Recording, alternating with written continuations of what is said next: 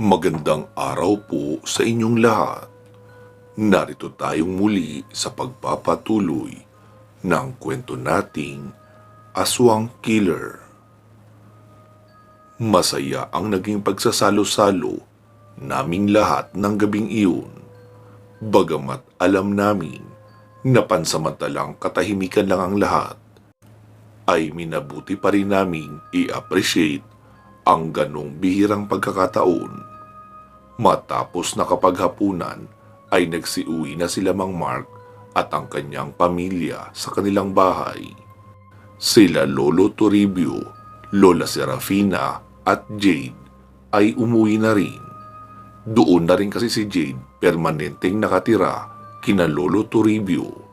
Alinsunod na rin sa kahilingan ni Tingting para may umalalay sa dalawang matanda at may gumawa na rin ng mga gawaing bahay. Kinabukasan, habang nag-aalmusal kaming lahat, ay biglang tumakbo si Maya papunta sa amin sa kusina. Siya kasi ang nagpresentang magbantay ng tindahan habang kumakain kami. Dala niya naman ang isang tasang gatas at 3 pirasong bibingka doon sa tindahan habang nagbabantay. "Oh, Maya, bakit?" tanong pa ni Tingting. "Kuya, may mga tao sa unahan. Nakatingin sa bahay natin. Mukhang hindi sila taga rito eh. Kasama nila sila Mang Orlando at Aling Patricia." Tumingin si Tingting sa akin. "Kuya Lino, sila yung mag-asawang hukluban." Agad tumayo si Tingting. "Tara Maya, samahan mo ako." Wika pa nito at nagtungo sa tindahan. Ilang saglit pa ay bumalik na siya. "Oh, anong nangyari, Ting?" tanong ko pa dito. "Wala na Kuya Lino, mabilis nang naglakad pa palayo." "Tinay, ayos lang ba? Ikaw muna ang sumama kay Maya na magbantay sa tindahan." Si Aling Terry naman ang sumagot. "Wag na Tinay, ako na. Tapos na rin naman akong kumain. Dadalhin ko na lang ang kape ko doon." Wika pa ni Aling Terry at inilagay na ang platong pinagkainan sa banggirahan. "Ting, humanda ka.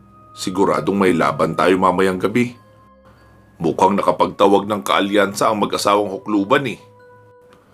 "Oo Kuya Lino, nabalitaan siguro nila ang pakikipaglaban natin sa mga buramin kahapon, kaya nagtawag ng kakampi." "Sige Ting, ganito ang gawin natin ngayon. Samahan mo muna sila nanay mo sa pagbabantay ng tindahan para hindi tayo masalisihan. Aalis lang ako saglit." "Ha? Saan ka pupunta Kuya Lino?" tanong pa ni Tingting. Sinagot ko naman siya. "Magmamatsyag muna ako kaunti sa mga unahang bayan kung ano na ang mga nangyayari. Kailangan malaman ko kung saan tayo dapat magtungo. Papabalik ba ng San Sebastian o pupunta muna tayo sa mga unahang bayan na maaaring may mga nakabukas na portal?" Sumagot naman si Tingting. "Eh di ba, sabi ni Casimiro na misyon iyon ng mga prinsipe? Hindi naman sinabing para sa mga babaylan na." "Oo nga, alam ko yun. Pero papaalo kung hindi nila kinaya dahil sa dami? Pwede ba nating sabihing hayaan na lang na mamayagpag ang mga burhamin dahil hindi natin obligasyon?" Paliwanag ko pa kay Tingting. "Sige, bahala ka. Pero kung sa tingin mo, kailangan mong lumaban, ay balikan mo muna ako dito para masamahan kita." "Eh kailan ka pala babalik?" Muli niya pang tanong. "Ano ka ba? Ilang oras ba patungo sa kasunod na bayan? Hindi naman siguro aabutin ng isang buong araw, no?" Sumagot namang muli si Tingting. Pagkatapos ng San Pablo, San Luis, wala pang isang oras yun. Tapos ang kasunod, Santo Tomas. Baka wala pa uling isang oras ang biyahe mula sa San Luis hanggang sa Santo Tomas." Muli naman akong sumagot. "Eh di ganun lang ako katagal na mawawala. Papasadahan ko lang ang main road nila kung hindi pa ba sila nagkakagulo. Tapos uuwi rin ako agad, magulo man o hindi ang sitwasyon, dahil kailangan narito ako mamayang gabi sa paglusob ng mga hukluban." "Maaga na lang kayong magsara ng tindahan ha at magsarado sa loob. Balaan mo na rin sila lolo mo na doon mo na makitulog kina Tito Mark mo At least malayo na yun dito. Tapos sila Mang Manuel, dito nyo na rin pakainin ng hapunan sa inyo para maaga kayong lahat na nasa loob na ng bahay. Bigla namang sumapaw si Tingting sa pagsasalita ko. Oh, akala ko ba saglit ka lang doon papasada? Bakit hanggang gabi na ang bilin mo? Natawa naman ako sa reaksyon niya. Hehehe, baka lang naman. Malay natin, maflatan ako ng gulong. O di kaya, mabangga ako o may makabangga sa akin. Alam mo naman kasi simula ko pa lang din mag-practice magmaneho, di ba? Hay, bahala ka nga Kuya Lino. Basta bumalik ka agad. Hindi yun mga pangkaraniwang aswang ang darating. At may kasama pa silang hukluban. Kaya hindi ko kakayanin dito na mag-isa. Oo na, alam ko naman. Wika ko pa kay Tingting. Sige na, aalis na ako para makabalik ako agad. Wika ko pa at kinuha ko na ang susi ng sasakyan saka umalis. Dahan-dahan ko na ngang binagtas ang daan para malayo sa disgrasya. Normal pa naman ang lahat. May iilang sasakyan akong nakakasabay at nakakasalubong. Makalipas ang mahigit isang oras ay naroon na ako sa San Luis. Bumaba ako ng sasakyan at pumarada sa isang fast food. Umorder na rin ako ng merienda dahil nagutom ako sa pagmamaneho. Matapos kong makakain ay napansin kong normal pa naman ang takbo ng kalakalan sa bayan na iyon. Kaya naisip kong maaaring napigilan agad nila Kitaro ang mga burhaming na lumabas. Sigurado kasi akong dito lang sa mga kasunod na bayan nagkaroon ng portal. Matapos kumain ay muli na akong sumakay ng sasakyan at nagmaneho diretso sa isa pang bayan. Pagkarating ko ng Santo Tomas ay ganun din. Normal pa rin ang lahat. May mga naglalako pa nga ng isda ako na nakasalubong. Kaya nagdesisyon na akong umikot papabalik. Mas kailangan ako doon nila Tingting dahil isang malakas na pangkat ng pinaghalong hukluban at mga aswang ang susugod sa bahay. Noong makarating ako ng San Pablo ay dumaan muna ako ng palengke upang bumili ng liempo ng baboy. Namiss ko kasi kumain ng inihaw na liempo. Si Aling Terry kasi ay napakahilig sa gulay. Palaging iba't ibang gulay ang ulam namin. Minsan sinabawan, gisado o di kaya ginataan. Masarap din naman, pero masarap din kumain minsan ng karne. Kaya naisipan kong dumaan na nga ng palengke.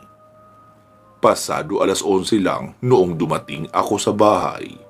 Naabutan kong naghihimay si Tinay ng tinapang isda, malunggay at talbos ng kamote.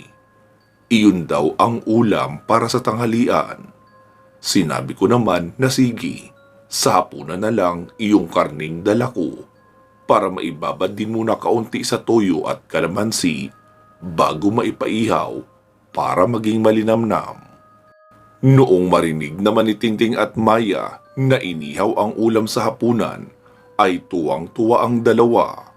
Mabuti raw at naisipan kong bumili ng karne. Kinagabihan, matapos makapaghapunan, ay naroon na ang lahat sa loob.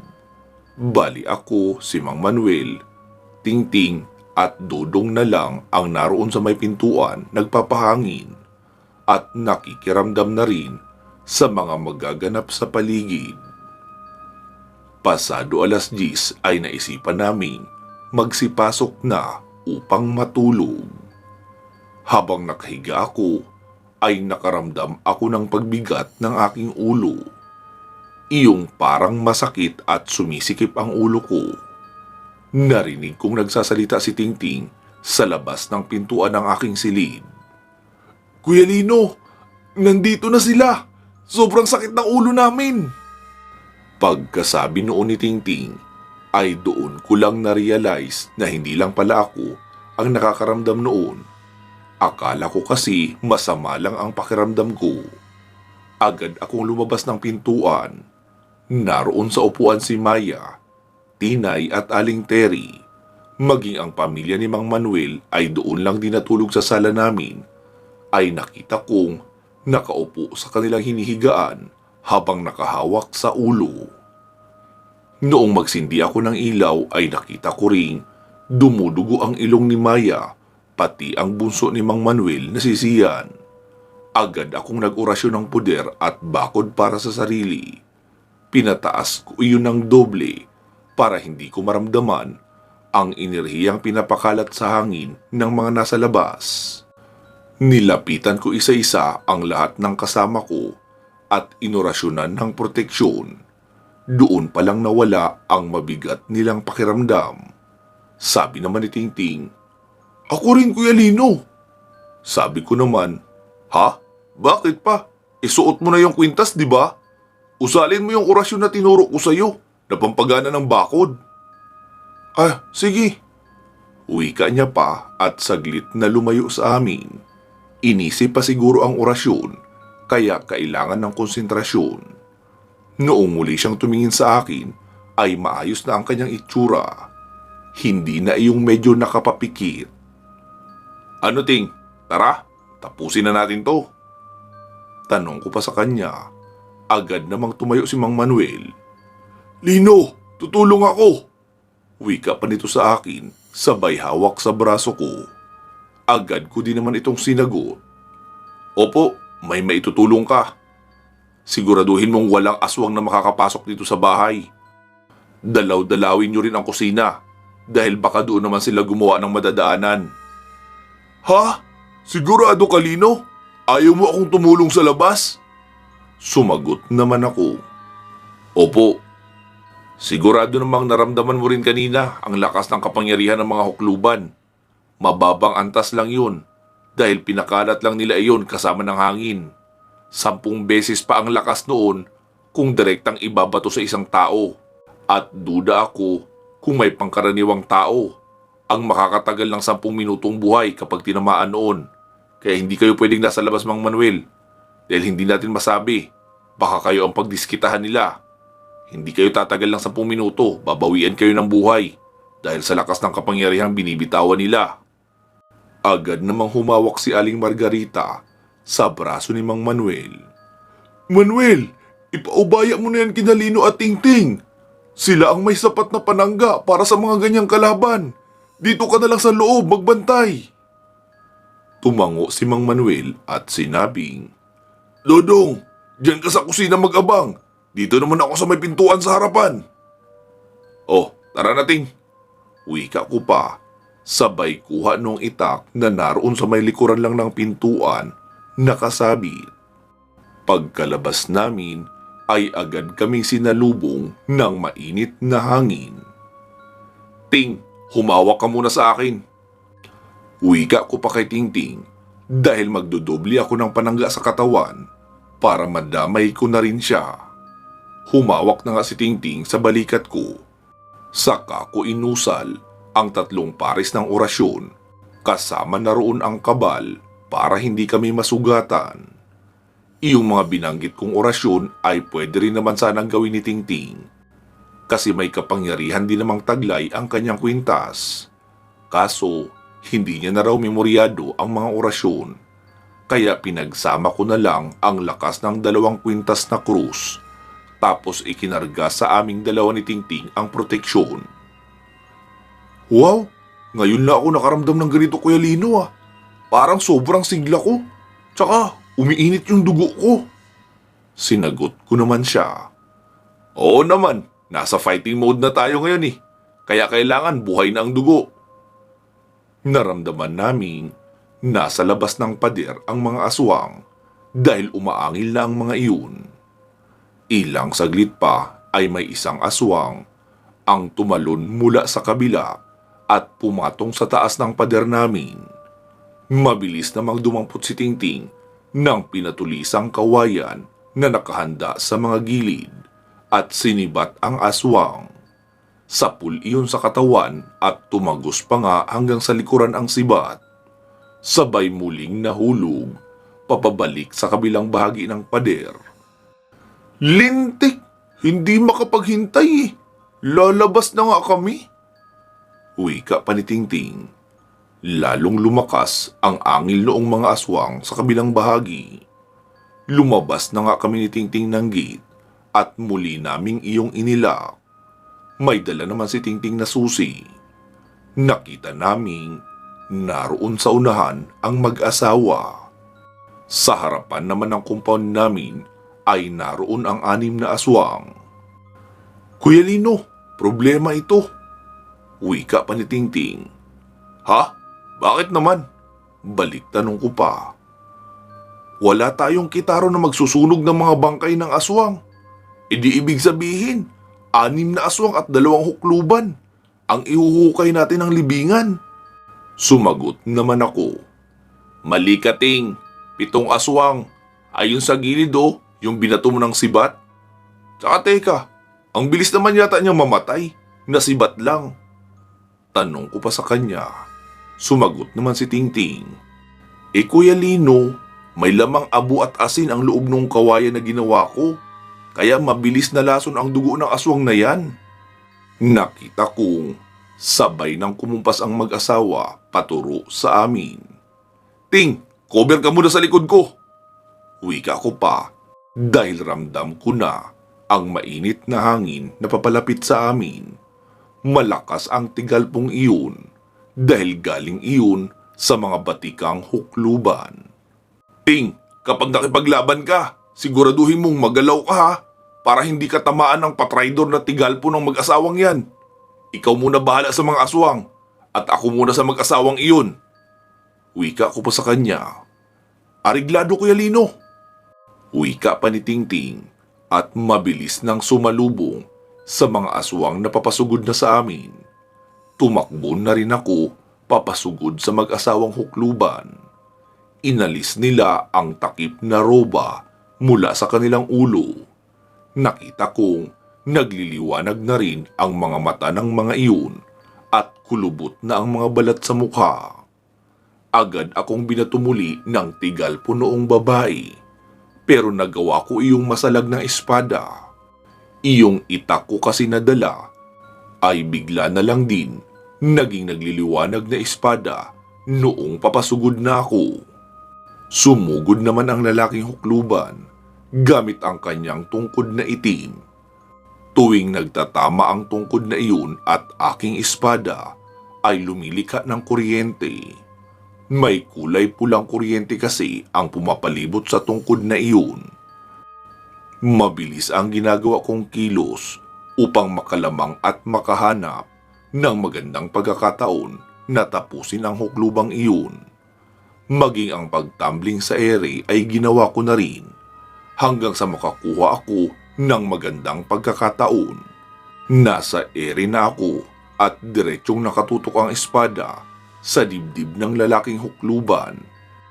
Nang biglang may kuryenteng tumama sa akin mula sa likuran na nagpabagsak sa akin sa lupa. Malakas ang kapangyarihang iyon dahil nagawa ako noong pakisayin dahil sa sobrang sakit. Na tila ba pati ang puso ko ay pinipiga at kinukuryente. Narinig kong napasigaw si Tingting. Kuya Lino! Sinagot ko naman siya agad. Huwag mo akong intindihin! Asikasuhin mo yung aswang sa harapan mo! Wika ko pa, sabay salag agad noong makitang papalapit na ang hampas ng tungkod sa mukha ko. Mabuti na lang dahil sapat ang kapangyarihan ng espada upang pigilan ang kuryente mula sa tungkod na dumaloy sa aking kamay. Nakita kong papalapit na rin sa akin ang babaeng hukluban at hahampasin ako sa tiyan gamit naman ang kanyang tungkod. Mabilis kong inilihis ang direksyon ng tungkod noong lalaki para maalis ang pagkakasalag ng itak ko doon. Sabay ang mabilis kong pagtayo at sinalag ng aking kaliwang kamay ang tungkod noon. Mabilis gumapang ang kuryente sa buo kong katawan maging sa utak. Pero nagawa ko namang maisaksak ng malalim ang aking espada sa sikmura noong babaeng hukluban. Kaya kahit na kuryente ako sa pagkakahawak sa kanyang tungkod, ay unti-unti ring humina ang bultahe noon dahil sa kanyang panghihina gawa ng aking saksak na tumagos sa kanyang likuran. Napasigaw ng malakas iyong lalaki. Patricia! Mahal ko! Malakas na sigaw pa noon sabay lapit sa asawa. Mabilis din akong lumayo kasabay ng pagbunot ng espada. Niyakap noon ang asawa sa kanyang kanlungan. Pagkalingon ko kay Tingting ay nakita kong dalawa sa mga aswang ang nakakagat sa kanyang magkabilang braso habang isa naman ang sumasakal. Naroon na rin si Tingting sa lupa, nakahiga na nakikipagbuno sa tatlong aswang. Muling sumigaw ang lalaking hukluban. Magbabayad ka! Sigaw pa noon, pero naputol din agad ang kanyang pagsigaw noong humiwalay ang ulo sa katawan. Wala na kasi akong oras na hintayin pang matapos ang kanyang pagsigaw dahil kailangan na ni Tingting ang aking tulong. Kaya mabilis ko nang tinagpas ang leeg noong sumisigaw na hukluban.